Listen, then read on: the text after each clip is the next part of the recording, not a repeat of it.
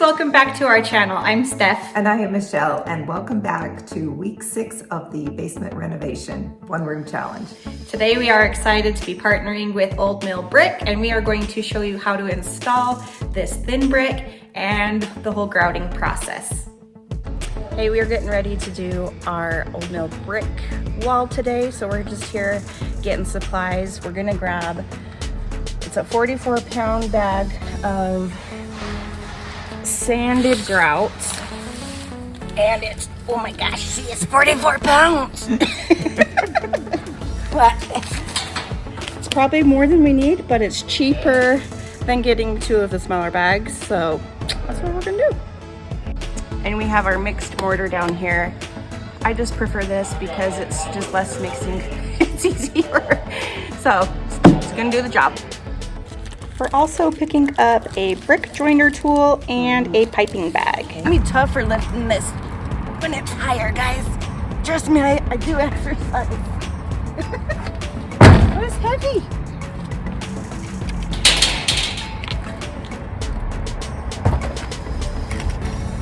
Look what came today. Brick for our kitchenette backsplash and our fireplace surround. So I'm so excited to get in here, see it in person.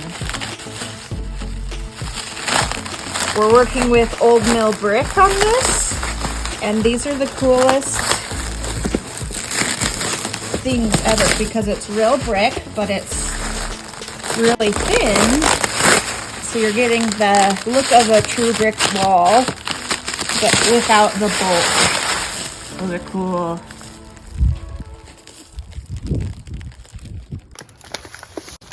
Okay, I am like an old world character kind of girl too, so I'm loving like the tumbled edges and this schmear stuff that's already on here. They just look so cool.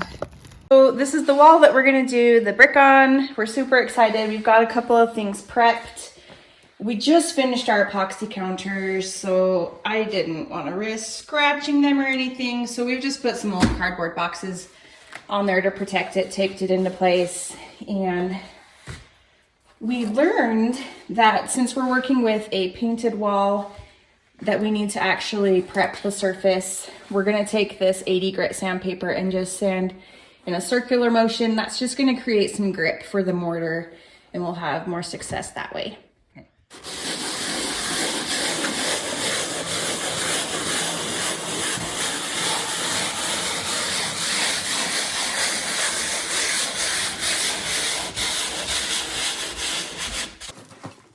After you complete the sanding, just use a damp rag to wipe all of the dust clear, and you're ready to get started with the brick.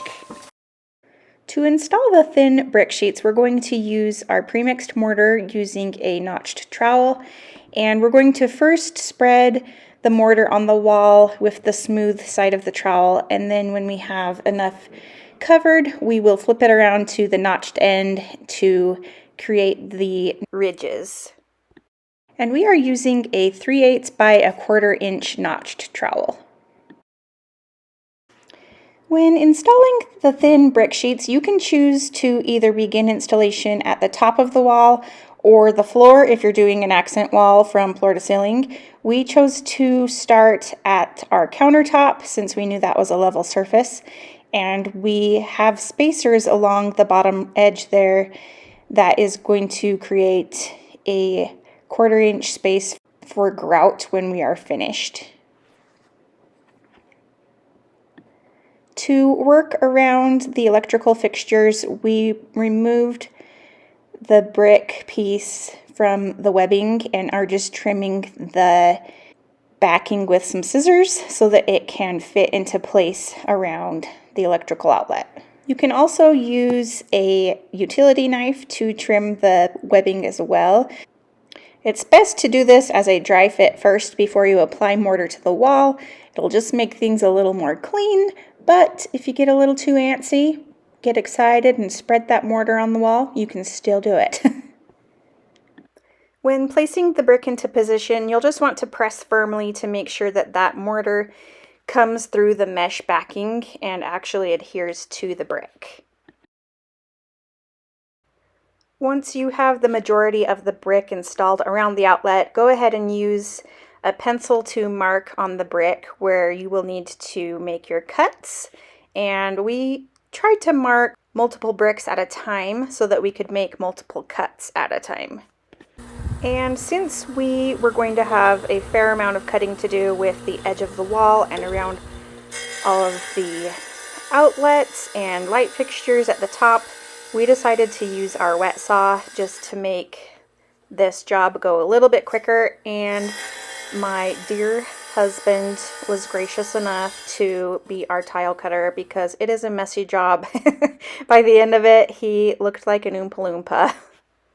After the bricks have been cut to size, do a dry fit to make sure it fits okay.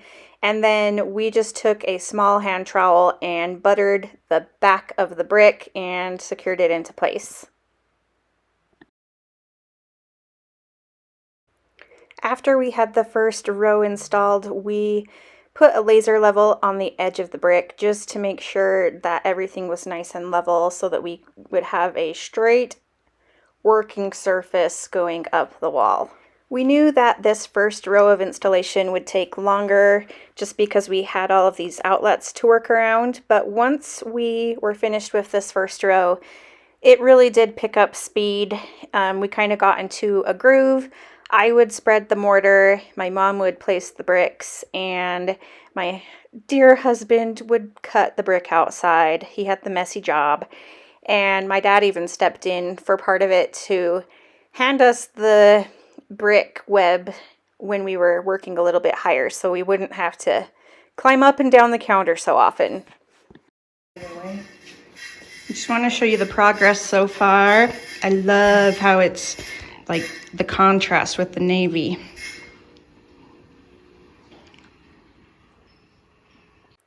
Just keep on working up your wall with these same steps and you will be done in no time at all. We did decide after working on this wall that it would have probably been nicer to start from the ceiling because as we were spreading the mortar up, it would kind of fall and make a mess on the bricks that we had already installed. So we were constantly wiping mortar off those bricks. But if we would have started at the top, if any mortar were to fall, it would have just fallen on the cardboard on the counter and wasn't a big deal. So just a thought before you start your project. After the brick has been installed, you'll need to allow at least 24 hours for the mortar to dry before moving on to the grouting step. And while we were at it, and at least Dan was filthy, we decided to get the fireplace knocked out that same day, just so we didn't have to clean up a mess twice, because it's not fun cleaning the wet saw after a job like this. So it really didn't take that much longer either. So I'm glad we just plugged away and got it finished. When you're ready to start the grouting process, you can actually use a Type S mortar or sanded grout. We opted to use grout since we were more familiar with using grout. You'll want it to get to like a thick peanut butter-like consistency so that it pipes into the spaces easily, but not too runny that it will like fall out. We also only mixed up about 6.5 pounds at a time so that we would be able to work with what we mixed before it dried out.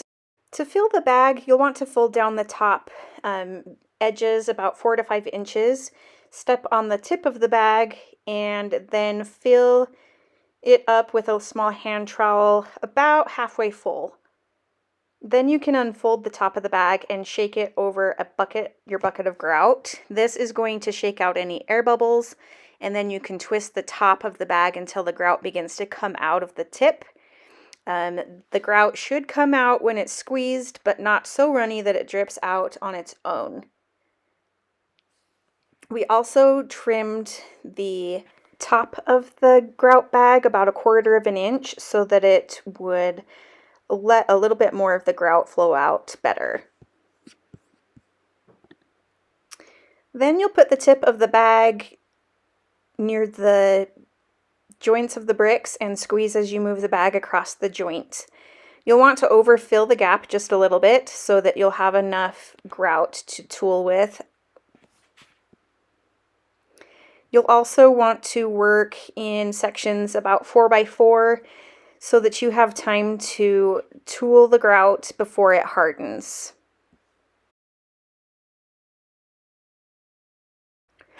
When the grout is dry enough to touch that it doesn't stick to your finger, but it's still soft enough to squish a little bit, then it's ready to start tooling. After we applied the grout, we let it sit for 10 to 15 minutes, and then we took our joiner tool and used the toe to just smooth out that grout. And you'll know if your grout or mortar is ready to work with because it should fall away freely and not stick to the brick face. As you're tooling, if you find a spot that's missing some grout, you can pick up a piece that has fallen, or actually just hold your hand underneath while you are tooling to let the excess fall into your hand, and you can press that into the gap. This will ensure that the mortar that you add has the same level of moisture as the area you're already working on. And repeat this process until the entire brick wall is finished. It did take us a lot longer than we thought it would, but it looks incredible. We can't be more happy with the way it turned out. After you tool the grout, you'll want it to dry a little bit more, and then you can use a stiff bristled brush to just kind of brush away any of the rough edges of the grout. So a couple of key things to be mindful of is you'll want to brush at a 45-degree angle. If you brush either vertically or horizontally, then you're at risk for just pulling out that grout that you've already put in. So be sure to go on an angle, and if the brush leaves streaks on the brick face or it leaves streaks in the mortar, then you know it's still too wet to work with, so give it a little bit more time. So again, the brush will remove any high edges and leave a nice smooth look. Then you'll want to let the grout dry according to the package directions and apply a sealer to the entire brick backsplash.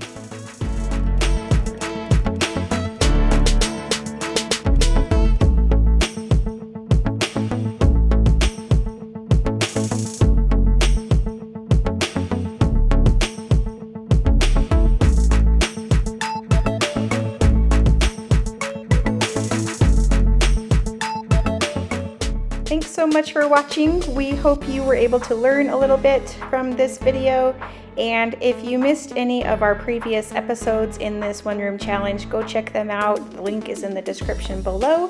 And subscribe to our channel so you don't miss any upcoming episodes. Thanks for being here. And as always, here at Sunnyside Design, we hope to bring your home to the sunny side of the street.